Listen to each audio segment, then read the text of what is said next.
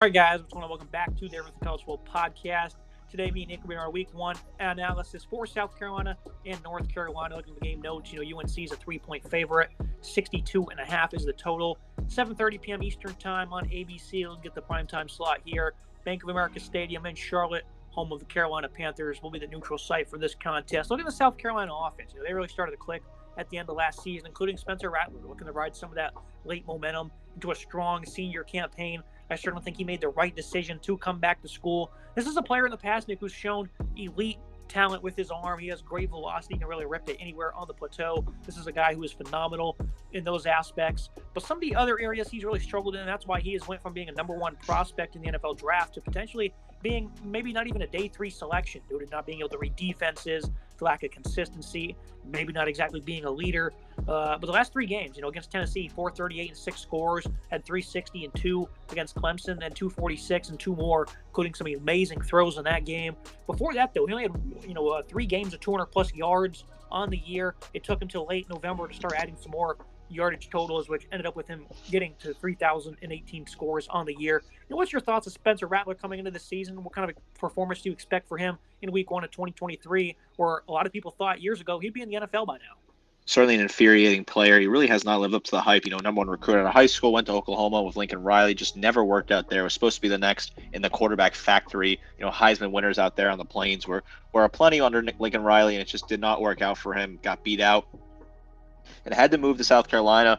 I was high on the move. I loved it. I thought he was going to find a new jolt with Shane Beamer. That's why I picked South Carolina to go to the SEC title game last year. I really thought they were going to get that extra edge, and it just didn't work out. He struggled throughout the season, and then I was ready to write him off as a total bust, and then he broke out those last couple of games and showed me the talent that I knew he had against Clemson, Tennessee, and really put on a show.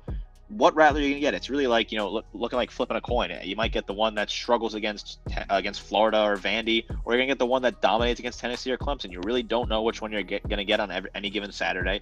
And I'm willing to, I'm leaning towards it's going to be the one that's struggled against Florida and struggled against Vandy and Missouri, programs like that. I think Rattler's just way too inconsistent, and it's really handcuffing an offense that is a very talented unit and has some nice pieces and a fun, energetic head coach, but just a problem that's going to plague this team. Outside of Antoine Wells, who do you think will step up here in the receiving corps? Because he had 68 receptions for 928 last year. The James Madison transfer, Eddie Lewis coming over from Memphis. I think he had around 50 reps last season. Other than that, though, there's not much here. Nicholas Harbor, an incoming 5-star recruit. People think I think he was number 1 on Bruce Feldman's freak list. So he's a heck of an athlete. South Carolina was able to land. Xavier Legette, I think he's a converted running back or quarterback or something. Could be wrong there. I know that the other guy on the roster is a converted player as well, DeCarrion Joyner. I think he's going to be a running back this year. This supporting cast is just not all that good to me, Nick. Juju McDowell, a running back, has been around a couple of years, never really showcased much. At times, some nice spurts. Mario Anderson, another one of those transfers from the FCS level. And they certainly expect him to add a jolt to this offense. And then you also look at the offensive line that's just incredibly sluggish. I don't really know what to say about the South Carolina offense, at least coming into this game, because I certainly think there's some mismatches they can take advantage of. But it really is going to be with Spencer Rattler in this receiving core. They'll need some other players to perform. The offensive line, though, versus an underperforming defensive line, that's an opportunity for them to especially get this ground game going. I certainly think they're capable of doing so, but I'm just not very hopeful on that. What is your assessment of what I just said? This offense is certainly disappointing and concerning. I think Trey Knox, the tight end, has a big opportunity to step up. He comes over from Arkansas, was pretty good in periods there for the Razorbacks. He comes over here. I think he's got a new lease on life. I'm excited to see what he can do as he replaces a departing tight end talent they had. Anton Wells is a very good player at the X. He's going to be the guy that leads this team. Eddie Lewis in the slot, I like him a whole lot. I think he's got some huge potential coming over from Memphis. He could be involved early. Nick Harbor, obviously the true freshman, has a lot of opportunities here to step up. Juju McDowell's a good back, nice cut on him, good speed. Can he be the number 1 back this year? I don't know. DeCarrion Joyner as well. He's been kind of converted to running back. Is he going to get a lot of touches? Mario Anderson, is he going to get a lot of touches? You really don't know who's going to get the touches. I would say McDowell's probably the best in terms of raw talent. I like to see him be involved the most, but I don't really know which way this offense is going to go. I'm really concerned about this offensive line. Is weak, sluggish. They really are not very physical. They get beat in the trenches way too easily, and it's going to certainly cause them some problems this year. 106th nationally running the ball. Offensive line was 122nd in TFL allowed. A lot of those guys are coming back, so they do have experience on their side. Look at the North Carolina offense. Same thing to be for them. Poor offensive line. Keeping Drake May up. That's going to be something that's going to be a big task for them. May's primed for a Heisman-like season. I certainly expected something out of a UNC quarterback last year in that Phil Longo offense, who's now off to Wisconsin. And I figured that him or Jacoby Criswell would be a breakout star in the conference. And I was right in a sense, but I didn't think May would show up and be better than Sam Howell in his freshman year was also great. They have very identical size, 6'3", 220, very similar running styles, 700 yards, 7 scores for him, 4,300 passing, and 38 touchdowns. He was just a numbers machine. And I think him and Sam Howell are just carbon copies of each other, but I think this guy is much better. And, what is his first impression going to consist of, Nick? Obviously we expect something amazing out of Drake May, maybe a little bit of razzle-dazzle, maybe a game-winning drive with a couple minutes to go. Maybe, he runs off, he breaks off a 70-yard run or something. What do you think Drake May's going to do this game to amaze us? Because it's going to be something. Last year, you picked the UNC quarterback to break out, like you said. I was also equally high on the UNC quarterbacks. I thought that May had the better look than Jacoby Criswell. I just didn't think Criswell quite fit the offense like that. And then May ends up stepping in there, but he blows away my expectations, blows away your expectations. I think we all knew after the week one performance against, I know it was FCS team, but week 0, he came out and absolutely blitzed them and just was dominant through the air. And it was that moment I knew that Drake May was a special talent. I picked him to win the Heisman this year. I think he has all the pedigree in the world, all the talent to do so. I think he's going to be able to get this done. Such a talented quarterback. I expect him to throw it a lot through the air. He's also good with his feet. Carbon copy of Sam Howell, who is a starting quarterback in the NFL. He was just named the starter of the Washington Commanders. So obviously, big shoes to fill there for Drake May. Very talented quarterback. The size is fantastic. There were rumors he might transfer. Alabama was a name that was thrown out a lot as they had a quarterback question, but he committed to the program. He tweeted he wanted to be a Tar Heel. His brother played basketball at UNC, and he sticks to the program. I think it was a good decision for him. He's a very exciting prospect that has a lot of opportunity here to step up. I like to see him have a huge season and push towards the NFL draft. I like to see him win the Heisman this year. This poor offensive line did add Willie Lampkin from Coastal Carolina at guard. He's going to be looking to pave the way for an incredibly deep backfield here. I think they're deeper than most teams in the country in the 5 deep. Elijah Green, Amari Hampton, veterans in Caleb Hood and British Brooks, and even George Petway was pretty solid for him last year. I'm not sure who's going to get the touches this season, but I definitely let Elijah Green get the role at the end of the season. He ended up getting a bulk of the touches, 131 carries last year.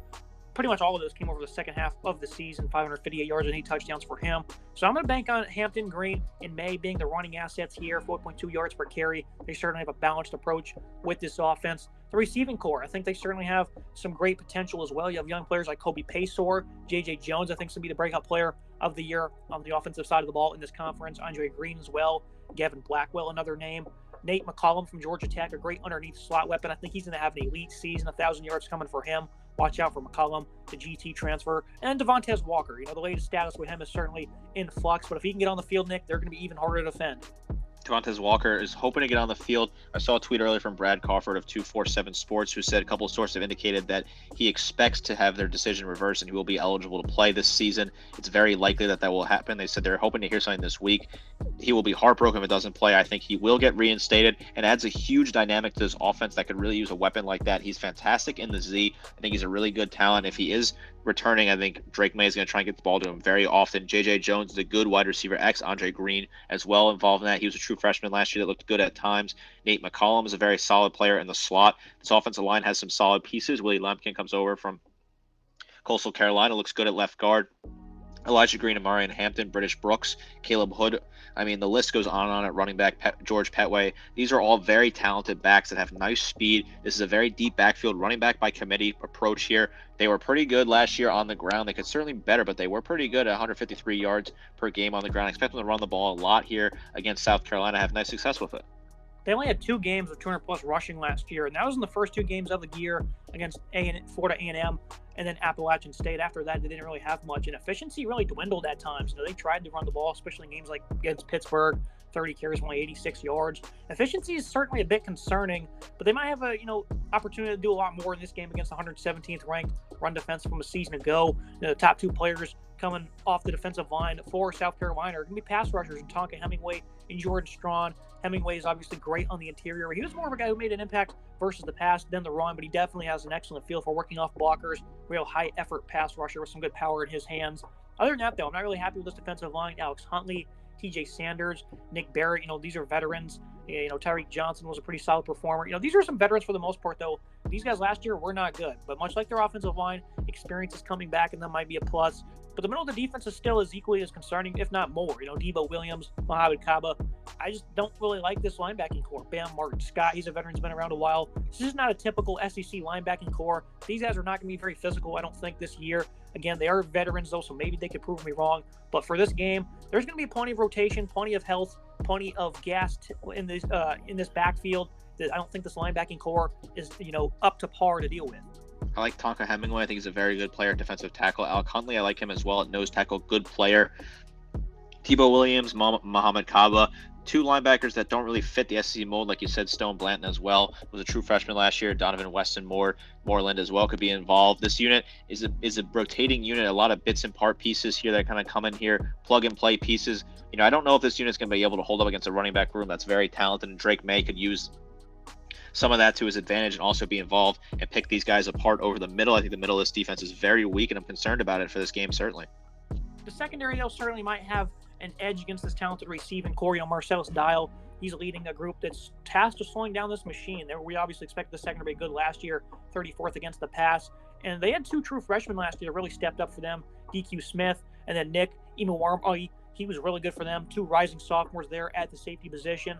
O'Donnell Fortune was a good corner. David Spalding, he's a veteran nickel. Hasn't exactly been great for them, but overall this is a secondary. It's got a nice blend of youthful, impactful performers and some veterans here. This is going to be a very fun matchup to watch in this game, Nick, especially if South Carolina can start to get a little pressure going, in terms of pass rush, and they can show some prowess against the run. I think this is going to be a very fun matchup, and I think scouts will certainly be watching how Drake May can occupy that challenge if that comes to fruition. DK Smith's a good player at free safety. Nick Amariana as well at strong safety is a solid player. Both true freshmen last year who come back as sophomores looking to get some more experience. David Spalding, a good hard-hitting player at nickelback. O'Donnell Fortune, a very good right cornerback. Marcellus Dial, great left cornerback, good player as well. And that cornerback duo is a very underrated in the SEC. It's certainly going to be a task for Drake May to kind of pick these guys apart and face against this unit. I think he will get the best of them, but it is intriguing to watch. Now looking at the North Carolina defense, the same goes for their team as well. They drastically underperform in certain areas, especially up front. This is a talented unit, I would say. They only had 17 sacks last year, 86th against the run, which I think was certainly better than the mark 2 years ago. Kevin Hester, another senior. Desmond Evans as well. Kamarian Rucker. This is a senior-led defensive front. Rucker, he was phenomenal last year, especially as a pass rusher. He's going to be an elite player for them up front. Tamari Fox didn't play last year. His return, though, is going to be highly impactful. He's been a producer for them in the past. Travis Shaw, former 5-star. They have players here on this defensive line, Nick. They need to be better, though, and I'm sick and tired of this UNC defense letting me down. What do you expect here in a matchup against a pretty poor offensive line? If they don't do good in this one, I give up on Mack Brown and his defensive coaching. Mack Brown has certainly struggled to coach the defensive line. There are some incredibly talented players. Desmond Evans is a good player on the edge. Miles Murphy, a very solid player. Kevin Hester Jr., Tamari Fox, all very talented players. Kamon Rucker as well, another very good player. They've struggled. They cannot seem to get after the quarterback. 17 sacks, just disappointing. 86 against the run as well. This is a very poor offensive line they're going against. This is a matchup heaven for this team. Mack Brown should certainly be able to coach these guys to dominate on the defensive line. They need to get after the quarterback here and make Spencer Rattler uncomfortable and force him to make bad decisions. And then you look at the middle of their defense. This is one area that's not lacking. Cedric Gray, an elite player for the past couple of seasons now. 146 tackles, 12 TFL. He does everything for this defense. I wish he'd get a little bit more help because this guy's got to be exhausted. He was able to stay on the field for 14 games last year, as was Power Echols. He also played the full go, 104 stops for him, 5 TFL. They're phenomenal here at the linebacking part. I think if this defensive line can start to click a little bit more, this could be a really sound run defense. We'll see what happens year long, but I think for this game, they're going to have no issue slowing down the run here. We'll see what they do in terms of mismatching to try and get to the quarterback, because Spencer Rattler, he can certainly be elusive at times. I don't expect them to send these guys too many times as pass rushers, but when it comes to shooting gaps and slowing down the run, I think they're going to have a big-time advantage over the South Carolina ground game. I certainly think the secondary has some nice pieces. In the middle of the defense is solid as well. Cedric Glay is a good player. Powell Echols is a very good player. Randy Caldwell is a nice player. Can be certainly involved at middle linebacker. They have good rotational ability here. A solid unit that can certainly get after the quarterback and certainly be good in the middle of the defense. They also added Amari Gaynor from Florida State, a veteran from the Knowles. The secondary, like you alluded to, cornerback development really has not been evident under these guys. Storm Duck didn't really emerge as the player we thought he would. Tony Grimes as well, former 5-star, probably not even going to start at his new school. And Marcus Allen was quite solid in his 5 games last year. DeAndre Boykins was a great one defender. He was a liability in coverage, though. Maury Chapman, some great experience from VT. Don Chapman in his 10 games was good for them. He's a pretty important returnee. In terms of coverage prowess, though, I'm not really seeing it here, Nick. Giovanni Bigger is also another guy gets really involved in the box. Again, they do have a lot of new transfers, though, 4 new guys. They're going to look to try and get this pass defense straightened up. But I think they're going to be a liability in this game. I think Spencer Rattler is going to look to take these guys deep, and I think that the big shots will be available. He just needs to put them on the button for them to execute. But I'm not hopeful for this defense in the secondary. Slowing down the runs is obviously going to be a big help in that. But if they're starting to give up some more efficiency and play action becomes a thing, they're going to get torn apart. Unit that's weak in coverage, but solid in the box. Some good heavy hitters against the run. Giovanni Biggers, DeAndre Boykin, both very good against the run. Not great in coverage. Will Hardy, Marcus Allen, both were true freshmen last year. Got some good experience. John Chapman, a good leader that returns. Amari Chapman from Virginia Tech, a very talented player to add. This unit has some question marks for me, but overall, I think there is a talent secondary unit here. They've disappointed recently. They've been unable to produce good talent. They're 116th against the pass this past season. They got to improve this immediately, because if they don't, they're going to struggle this year and find themselves in a bit of a hole. Well, team comparisons, the UNC roster, it's levels above the South Carolina one. Shane Beamer's a great coach, adding a 5-star Nicholas Harbor showcases what he's able to do on the recruiting trail. But for this game being only, a 2.5 to 3 point favor inside with the Tar Heels, this is pretty ridiculous, Nick, when you look at this, because May's obviously much better than Rattler, even though he can certainly have an impact on the game, just like he can.